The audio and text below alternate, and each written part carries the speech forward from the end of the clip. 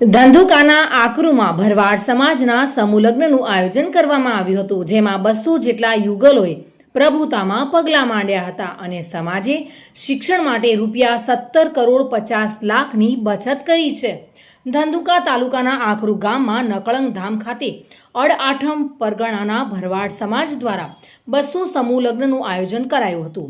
આ સમારોહનો મુખ્ય ઉદ્દેશ સમાજમાં શિક્ષણનો વ્યાપ વધારવાનો છે. આ આયોજનથી અંદાજે ₹17,50,00,000ની બચત થઈ છે, જેનો ઉપયોગ શિક્ષણ ક્ષેત્રે કરવામાં આવશે. આ સમૂહ લગ્નમાં ગુજરાતના 25 તાલુકામાંથી 200 યુગલો લગ્ન ગ્રંથિથી જોડાયા છે. પરંપરાગત લગ્નોમાં પરિવાર આશરે 8 થી 10 લાખ રૂપિયાનો ખર્ચ કરતો હોય છે. જોકે સમૂહ લગ્ન દ્વારા કુલ 2,25,000નો ખર્ચ સમગ્ર આયોજન પૂર્ણ થયું ત્યાં સુધીનો હતો અને જેના પરિણામે અંદાજે ₹17,50,00,000 રૂપિયાની નોંધપાત્ર બચત થઈ છે.